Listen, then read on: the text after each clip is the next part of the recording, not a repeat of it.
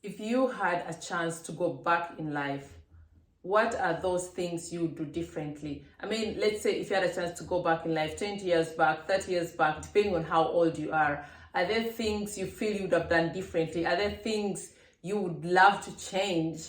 You know, as thinking, if I could go back in time, what would I tell my younger self? That's the question that we're discussing today. And I would really love you to think about it as you watch this video and give me some feedback in the comment section, because I think this kind of question is very important as regards life reflections and growth in general. So back to me, if I was to go back in life, these are the 10 things that I would tell my younger self, okay? I think one of them would be, don't take life too seriously. Unfortunately, I learned that at a later stage, but I've come to realize it is important not to take life too seriously. It is important to see the light moments in life and to also understand that we're here for a short time, we're here for a journey. So try to live, try to get the best out of life and not stress so much about things you can't even change anyway. Stress about things that are even out of your control. So definitely, I would tell my younger self not to stress so much about life. Just live in the moment and let everything happen. And which brings me to my next point. I would tell my younger self to live in the moment. As a young girl, as a young child, we go to program to plan life. We go to program to, think of the future. While growing up, our parents, we joined nursery school and we knew the reason we're doing that is to secure our future. You go through school, you get good grades, you join university, graduate so that you have a better future. So most of our lives was actually planned by our parents. So we never got a chance to live in the moment. Everything was focused onto something that is going to happen in the future, which is absurd when you come to think of it, because unfortunately there are peers of mine that are not living anymore. I lost my first crush. I would say my first childhood crush. I think we were in primary 7. He died of a car accident when we joined high school. I was, I think, 12 when I joined high school. And that's the time he got a car accident on a school trip and died. So imagine you're having all your life telling you you're working towards your adulthood, but maybe you never even get into your adulthood. So had he known, maybe I even told that to my mom when I was older, like, if he had known, maybe he shouldn't have even gone to school. He should have just enjoyed his life, traveled, had fun, had games played as a child. So definitely I missed living in the moments. And of course, considering that especially some of us who grew up in African families, everything was like very authoritarian. So your parents decided how you lived your life. So my younger self, I would tell her to live more in the moment, which I fortunately do biblically. Like, I do that religiously. I live in the moments. And it has made me happier. It has enriched my life. And I would advise you to do that too. Oh my God. Okay, this one would make my friends happy. Another thing I would tell my younger self is, I'm going to say this, school is important. When I was in school, I was like, why am I even going to school? Why am I even learning this? And why am I learning history, Canadian prairies? And why am I learning these kind of equations? I hated mathematics. I was even terrible at mathematics. And some of the things I didn't understand, where do I need this for? Because as a child, I knew what I wanted to do. I think I've told you this before. I knew I wanted to work with people. So my first profession of interest was being a doctor, because I knew I would be saving life and, treating people. But that fell out of the window because I can't stand blood whatsoever. So I gave up on that, and I was like, what is in line with helping people? I always wanted to do something, to have an impact in people's life, to serve. So my next profession idea was being a lawyer, until I realized no, because my intention was I'll be a lawyer for only the good people. Like, like if someone commits a crime, like murder or bad things, I would never represent them. Then I learned that according to the law ethics, you can't choose. You can't say, I'll only represent the good. So I had to let that go too. And that's how I ended up being a social worker, because I was always looking for something that would help me serve people, right? So definitely I now know that all the things I learned and studied in school are coming in handy. Those are things that were really useful, that were to help us at some time. So definitely I'll tell my younger self, take school seriously. It's not all about what you'll do in future as a job. It's not all about what will make you earn money, but knowledge is wealth, like they say. So definitely I would tell my younger self to be, you know, more responsible and take school seriously instead of reading novels during math lessons like I did, because I really hated math. You can't plan life, all right? I'll tell my little young Rosanna, please, you can't plan life. Forget that. When as a little girl, I had my life planned out for me. I think I've said that in one of my videos. Like, I knew I want to be done with school. Then when I finished like my first degree, I want to do my master's. And perfect way would have been after my first master's, I'm buying a plot, I'm building a house, I'm buying a car, of course doing my driving license. And you know, like, I had steps of how I wanted my life to work out. And then after that, I would get kids. But as we all know, my life turned out completely the opposite. Like, I never got, well, I finished with a graduation and everything, but I never got to buy my own house or to build my own house or buy a car before, you know, diving into getting kids. I actually did my driving license when I was expecting my first child, you know. So I've learned you can't plan life, and that is just an example. But when I look at my life right now, like, I stopped planning, of course, which has been great. I'm not saying you shouldn't have a system in place, but don't plan life because it stresses you out. It causes disappointments because you're putting so much expectations on yourself. So definitely I would tell my younger self, you can't plan life. Don't plan life. Just live in the moment. Take a few measures that you can, but don't plan out your entire life. It's bound to fail and probably even frustrate you. So definitely that is one thing that I would tell my younger self. As a little girl, or all my life, I always been, I don't know if that's okay to say, because they always say you can't blow your own trumpet, but I would say I've always been a kind person. I try to be nice. I try to be considerate and fair.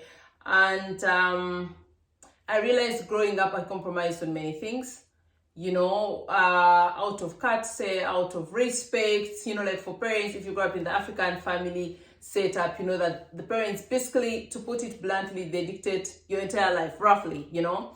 You have less say in it. And I think I would tell my younger self, don't compromise, not just in that regard, but on what your desires are, on what you really like and find important. For example, like I told you, I was, from the time I was a very little girl, I was very passionate about dancing. I have endless nicknames because of my dancing. I have endless nicknames because of my acting. I loved acting. So to be honest, dancing and acting and, you know, being in the public eye are things that I was always passionate about. I've always been passionate about from the time I was small. But of course I compromise, like I said. Your parents have expectations of you and you just have to go with the flow. Looking back now, maybe I should have like sat down and said, Mom, Dad, this is what I want to do. But we all know in the African setting, it's a tough nut to crack. Like, I would have probably got punished and all of that. And that comes handy with the next point that I'll talk about.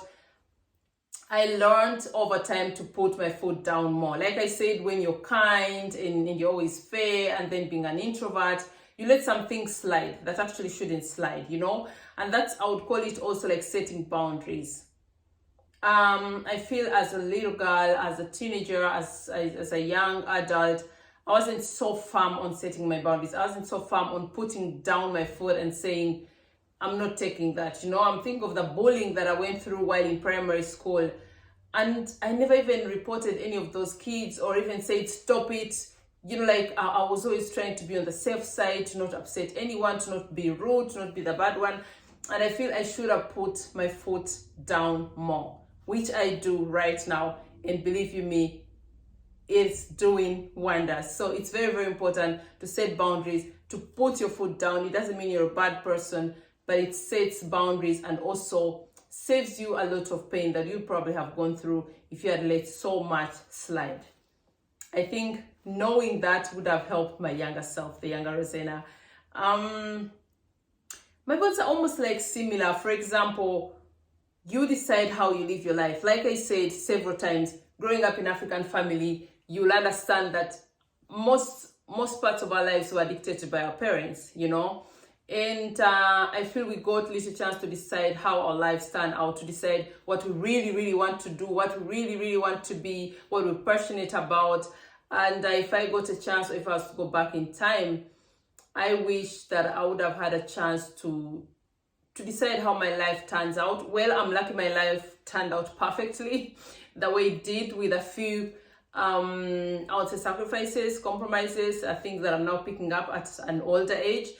But I would tell my younger self to decide the course of your life. I mean, it's affected several things in my life. I'll do a video about that. For example, the people I dated or didn't date, the people I married or even didn't marry, you know. So I believe it would have been great if I had had a chance, like 100%, okay, let's say 90%, to decide the decisions I make in my life, how I like the course of my life to be. Definitely. I'm definitely waiting for you in the comment section if you grew up in the African setting or if you're Caucasian, because we all grew up differently, you know. Every parent had their own upbringing, every family structure, every culture has the way of, you know, nurturing and bringing up children. So I guess we all have different experiences and maybe different things that would tell our younger selves. I'm very, very curious to see yours in the comment section. So don't hesitate, let's chat, join the comment section. Last but not least, I would say everything falls in line at some point, and I use that a lot currently. Everything falls in place when the time is right. So I'm not someone that worries so much about things that I can change, you know. We were about, oh my God, like when we were in high school, what results am I going to get? Am I going to get a D1? Am I going to get an E? Am I going to get an F? Am I going to be able to go to the next class? And when I think about it, as doing my part, as learning, as doing my revisions, as doing my homeworks, so as doing my part, and whether I get promoted or not, that was out of my hand, you know. And whether you worry about the whole night, not sleep, and count and pray and rethink of the exam you did, it won't change a thing, especially if you're finished doing the exam. I was slightly good at that. Like when I would finish doing an exam, for me to be a closed chapter. Other like some of my classmates who take days and days trying to remember, oh, what did I answer? What did I say? Let me check in my book. Was it right? Was it wrong? No, I wasn't like that. But still, I also had situations in my life where I worried so much about things that actually were out of my control.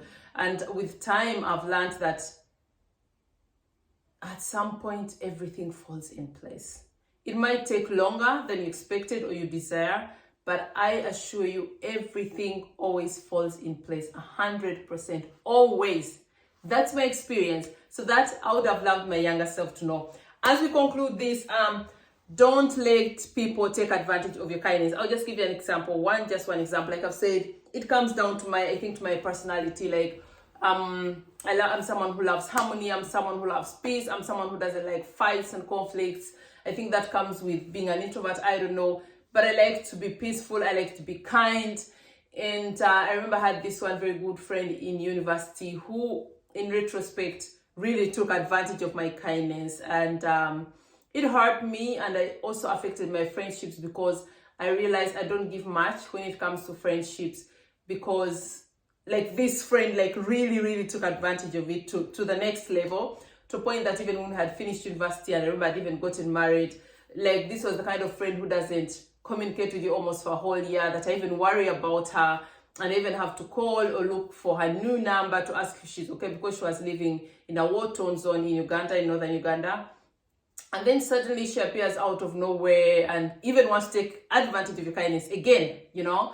So one thing I would tell my younger self is, don't let people take advantage of your kindness. Yes, it's okay to be kind. It's okay to be nice. It's okay to want harmony. But don't let people take advantage of your kindness. It's okay to be strict. It's okay to say no. It's okay to say, like I said, set boundaries and say, you don't cross this line, right? So definitely, those are some of the things that I would tell my younger self, or if I could go back in time, those are things that I would do differently. Absolutely. Once again, my lovelies, thank you for watching thus far. Life with Ruzhoff once again. For all our recurring members, thank you so much for being faithful, for loving us, for being a part of this family. And if you're new here, my darling, kindly subscribe. Join the Ruzhoff family. It's a fun family, full of educative content, full of chats, full of fun traveling and lifestyle, but also all about social empowerment, uplifting each other, being there for each other, creating space for each other, and we do only kindness here. Until next time, my lovelies, I love you so much. Thank you. Bye.